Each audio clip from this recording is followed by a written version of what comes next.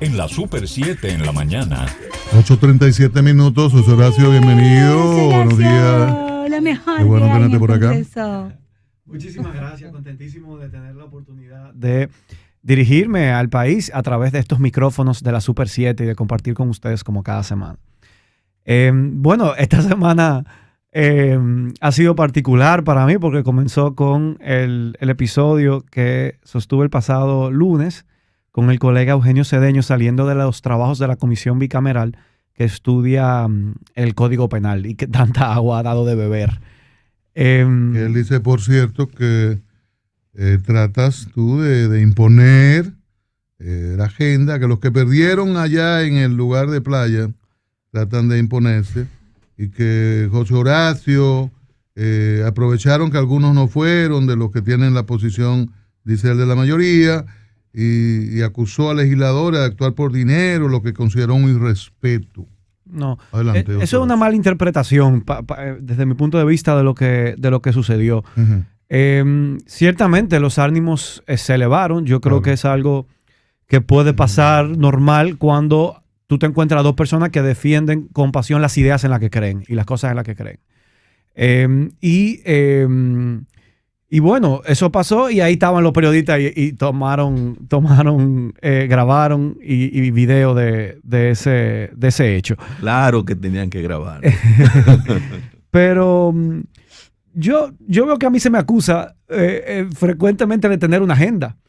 Y claro que tengo una agenda. Pero por supuesto que tengo una agenda. Sino a que fui yo al Congreso Nacional. Una agenda de la que yo no me cansé de hablar cuando estaba en campaña. Con esa agenda, que son mi agenda legislativa de los puntos que yo quiero trabajar y promover dentro de la Cámara de Diputados y que estoy trabajando y promoviendo dentro de la Cámara de Diputados, sí, fue que yo salí a pedirle el voto a la ciudadanía de la circunscripción 1 del Distrito Nacional. Y yo quiero hablarles a ustedes hoy de esa agenda. En primer lugar, parte de mi agenda política con la que yo estoy trabajando en la Cámara de Diputados es la lucha contra la corrupción y la impunidad. ¿Qué fue tu compromiso de campaña, tu agenda? Que fue mi compromiso de campaña. Es más, yo salí a hacer campaña con una franela que no tenía mi nombre ni mi cara. Que lo que decía es: la buena política es una justicia independiente. La buena política es la defensa del medio ambiente. Eso es parte de mi agenda y por eso soy miembro de la Comisión de Medio Ambiente de la Cámara de Diputados, donde estoy comprometido a impulsar políticas públicas que nos ayuden a adaptarnos al cambio climático y a ser más resilientes como país a la amenaza que el cambio climático significa y representa para la República Dominicana como un estado insular. Y por eso hago encuentros con la ciudadanía donde reúno insumos, como hice hace 2 semanas en la Cámara de Diputados, para que el país adopte medidas que nos permitan estar preparados ante las amenazas que representa el cambio climático, pero también mitigarlo. Eso forma parte de mi agenda. ¿Qué forma parte también de mi agenda? Y que a veces por eso es que más frecuentemente me quieren atacar. Que yo creo que el Estado está ahí para garantizar los derechos humanos de todas las personas, sin ninguna distinción. Y yo creo en la igualdad. Y yo creo que eso se tiene que traducir en las leyes que aprobamos en el Congreso. Yo creo que todas las personas son iguales, no importa que sea rico o que sea pobre, que sea blanco, que sea negro o mulato o lo que sea. No importa su edad, no importa que tenga una discapacidad cognitiva, física o no la tenga. No importa su ideología política, no importa que sea creyente o que sea ateo, no importa que sea homosexual o heterosexual, no importa ninguno de esos motivos. Yo pienso que todas las personas tienen los mismos derechos porque son iguales en dignidad y en personas. Y sí, asegurar que esa igualdad sea real y efectiva forma parte de mi agenda, como también forma parte de mi agenda la justicia social. Yo creo que en este país hay un problema grave de desigualdad social. Yo creo que uno de los principales o el principal problema de la República Dominicana es la pobreza. Y eso nos conduce y arrastra a otros problemas muy graves. Y José Horacio va a estar luchando desde la Cámara de Diputados durante este periodo constitucional por esa justicia social. Por eso me he involucrado en el movimiento por una seguridad social digna, porque creo que esa lucha va encaminada hacia la justicia social, para garantizar el acceso universal a los derechos a la salud de todas las personas. Que no dependa de cuál es la cobertura que el seguro que tú puedes pagar te permite cubrir. Si es un derecho, debe estar cubierto y garantizado como tal, y no depender de tu cuenta bancaria o de la solidaridad de las personas que tú puedas acceder. Creo en la seguridad social como un derecho humano. Y por eso estoy trabajando, impulsando y promoviendo desde la Cámara de Diputados que se haga una reforma integral al sistema dominicano de seguridad social que garantice pensiones dignas. ¿En qué momento? Llegada la vejez, ante una situación de accidente, de incapacidad para poder trabajar. Son momentos de vulnerabilidad en las que todas las personas tienen que tener una seguridad. Esa es mi agenda, entre muchos otros puntos. En esa lucha contra la corrupción y la impunidad, yo creo que es importantísimo que nosotros tengamos una justicia independiente, y eso pasa no solamente por un Ministerio Público independiente, sino también por un Poder Judicial independiente, que puede investigar y sancionar los delitos de corrupción que nos empobrecen sin importar cuál sea el partido que esté gobernando en ese momento. Eso pasa por una reforma constitucional, y fíjense ustedes, en ese punto mi agenda coincide con la agenda que ha expresado el presidente de la República que ha dicho su interés en realizar una reforma constitucional para garantizar un Ministerio Público independiente y que eso esté constitucionalizado y que eso no dependa de la voluntad del presidente de turno, de la buena voluntad de elegir una procuradora general con credibilidad, sino que existan los mecanismos constitucionales para que no dependa de esa buena voluntad, sino que siempre podamos tener una elección que sea producto de un amplio consenso político y social para una posición tan clave como esa en un tema nodal de la República Dominicana, que es el combate a la corrupción. Todo eso forma parte de mi agenda. Y lo digo de frente, de manera transparente, como agradezco a Bartolomé que lo dijo ayer. José Horacio no tiene agenda oculta. José Horacio pone sobre la mesa. Y le digo a mis colegas de la Cámara de Diputados, cuando coincidamos en esa agenda, me tendrán como un aliado. Y cuando no, me tendrán combatiente hasta el último momento tratando de que estos puntos prevalezcan. En el marco de las ideas. En el marco de las ideas y del debate democrático y del orden parlamentario. Pero la queja del ciudadano es que muchos legisladores no tienen agenda o tienen agendas ocultas. Y ahí es que vino la incomodidad de Cedeño. Porque cuando yo le dije, mira, y yo le dije a Cedeño, ¿tú qué mencionabas el dinero? Como que... No, ¿por qué? Porque yo dije, y eso fue la parte que a él le molestó, yo le dije, tú me acusas de tener una agenda como si eso fuera algo negativo. Y yo creo que es todo lo contrario. Claro. Negativo fuera que alguien venga a la Cámara de Diputados sin tener una agenda, porque entonces solamente viene a cobrar un buen salario. ¿A qué más vino si no tiene una agenda? O otras cosas. Yo le dije a Cedeño, no es tu caso, tú tienes una agenda muy clara, que yo combato en algunas ocasiones, Exacto. pero que en otras ocasiones han coincidido, como cuando nosotros hemos peleado juntos en la Ley de Ordenamiento Territorial para proteger el patrimonio histórico, cultural y natural de la nación. Y en ese momento nuestras agendas han coincidido y hemos echado esa batalla de manera conjunta. Entonces, le dije a veces, uy, te quiero ahorcar, figurativamente, cuando uno tiene una pelea con alguien, no literal, ojo. Pero por otro lado, en otro momento, digo, qué bueno que hemos estado juntos apoyándonos en otros temas. Y eso es parte del juego democrático. Ese es el Parlamento. Eso fue lo que sucedió. Yo no había dado desde el lunes mi versión en ningún medio de comunicación. Así que la guardaste para la guardé para la Super 7. Para tu momento de José Horacio, qué bueno. El Código Penal fue en el marco de esa discusión que se dio esto, pero ¿en qué está la comisión bicameral? No vamos a tener Código Penal. Sí, yo creo que se tendrá Código Penal.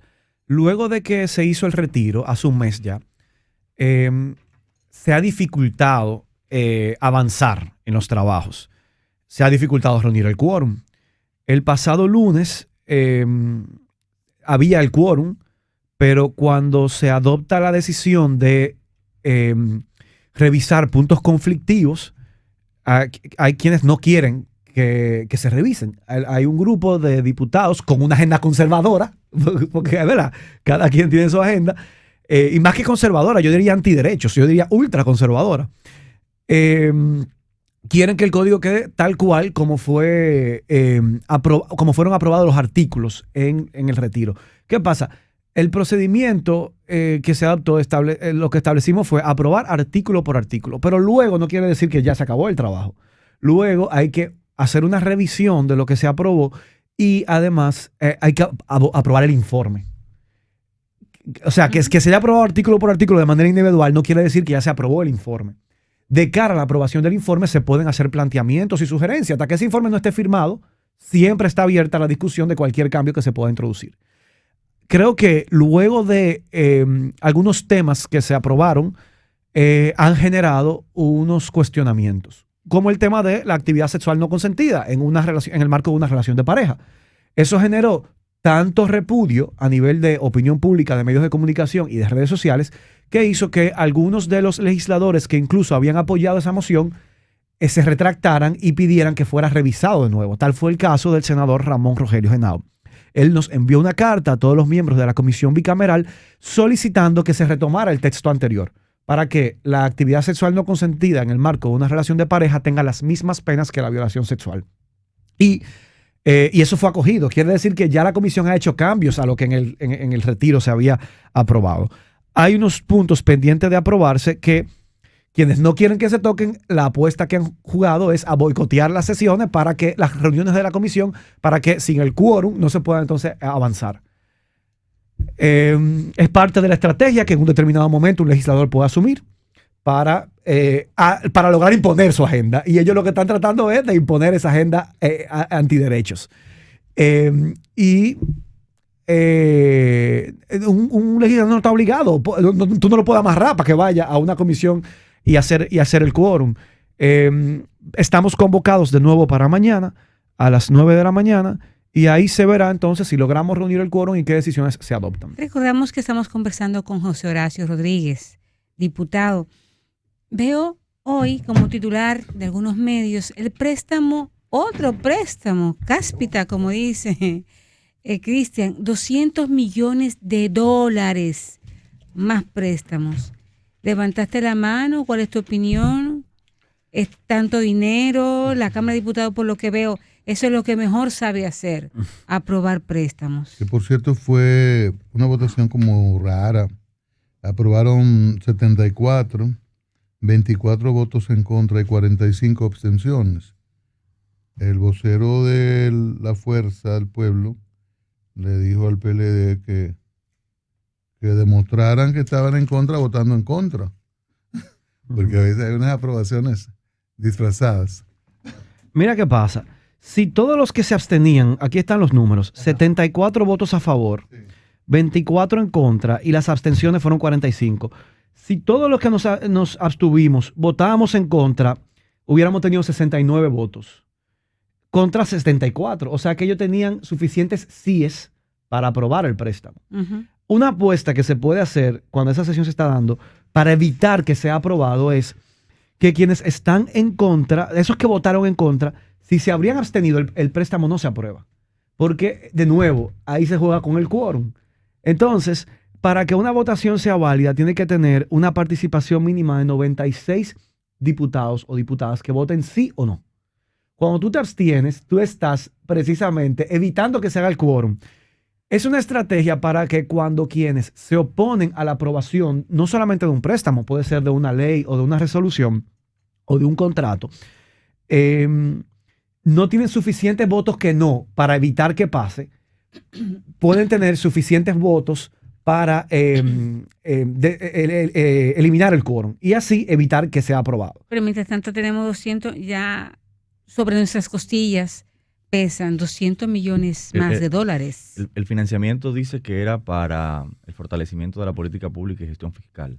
No, era para respuesta al COVID, de respuesta a la crisis sanitaria y económica causada por el COVID-19, aunque en la descripción el presidente de la Comisión de Hacienda dijo que eso sí ese préstamo es para financiar el presupuesto general del Estado, pero la justificación formal en el contrato está estipulada que es para enfrentar la crisis sanitaria y económica causada por el COVID-19. Bueno, nuestra posición es contraria a los préstamos y una de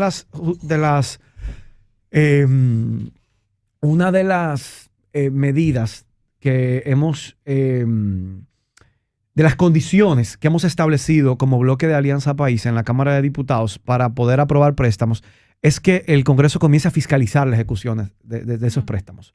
Y hemos dicho, mientras el Congreso no haga nada para fiscalizar cómo se ejecutó esa partida presupuestaria, si se destinó para los fines que estaba dispuesto en el contrato, y además que hagamos una auditoría de toda la deuda histórica contraída para determinar a dónde ha ido a parar y si eso ha ido a beneficiar al pueblo dominicano, que es que está pagando esa deuda, pues nosotros no vamos a apoyar ningún préstamo. Consciente de las dificultades que existen para el financiamiento de todas las políticas públicas que el gobierno implementa. Pero no podemos seguir un nivel de endeudamiento alegre sin que el Congreso haga su rol, que no es solamente de aprobar los préstamos, es también de fiscalizarlos. Y también estamos haciendo esa propuesta de hacer una auditoría pública para saber todo lo que en las últimas décadas se ha tomado prestado y que el pueblo dominicano está pagando, si realmente eso se invirtió en la gente, si eso se invirtió en el país.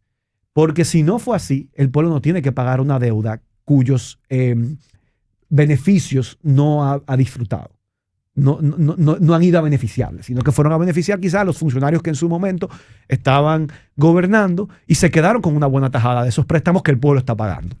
Y que impiden, porque lo que se paga para el pago de la deuda en el presupuesto anual impide que podamos invertir en seguridad ciudadana, impide que podamos invertir en mejores servicios públicos en todos los sentidos. Hay demasiadas carencias en este país.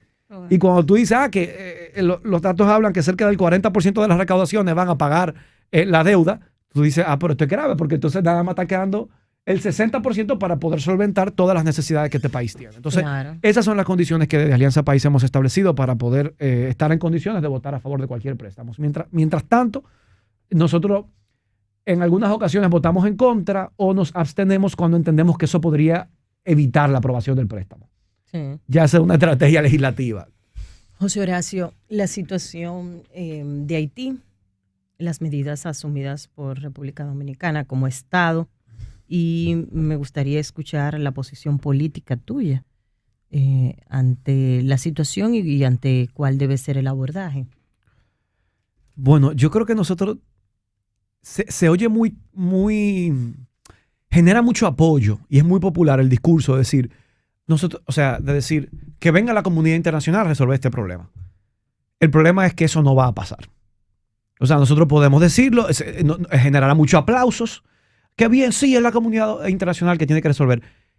La comunidad internacional no se ve amenazada por el problema que representa Haití. La República Dominicana sí.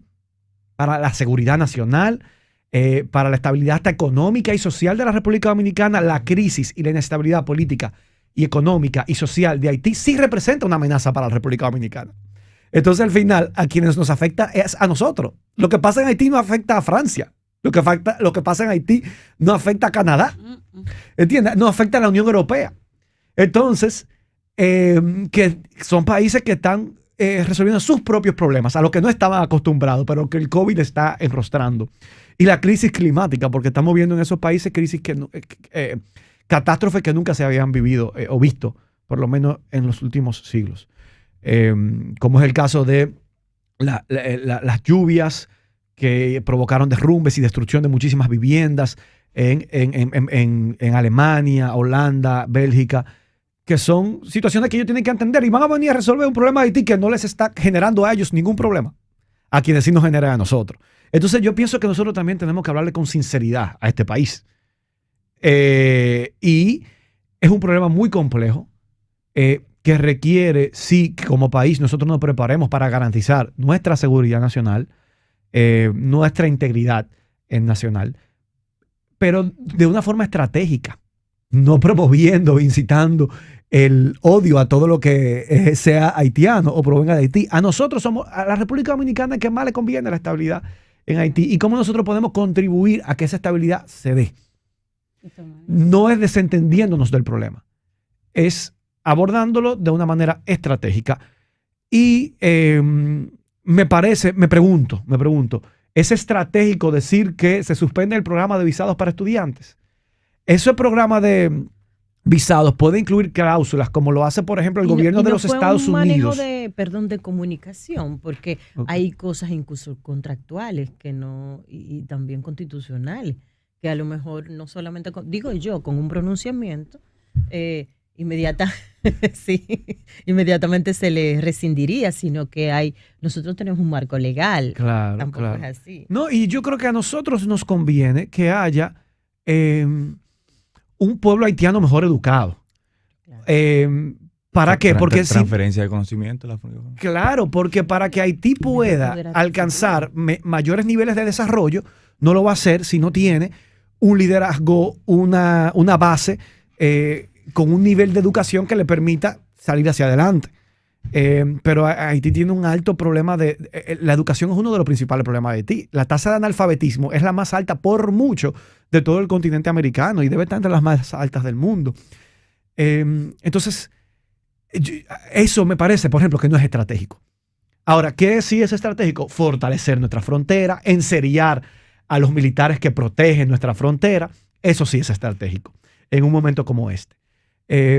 Y sí, buscar aliados, pero consciente de que al final el problema es nuestro. No, lo que pasa en Haití, a Francia no le afecta, a Canadá no le afecta. Entonces, ¿por qué van a salir ellos a venir a solucionar ese problema? Yo pienso que tenemos que hablar con sinceridad, por más popular que sea ese discurso. Bueno, caballero, sabemos que usted le espera una función que está ejerciendo con mucha responsabilidad y sobre todo con el respaldo de mucha gente. Gracias, José Horacio Rodríguez, por estar aquí y por venir a aportarnos a la Super 7 en la mañana. Suerte, y aportas a este país. Suerte en esa cueva. Eres luz y estamos chequeando que Así contigo no se metan. Gracias. Que contigo Un fuerte no abrazo. Nosotros hacemos la pausa y volvemos en breve aquí en la Super 7 en la mañana. Estás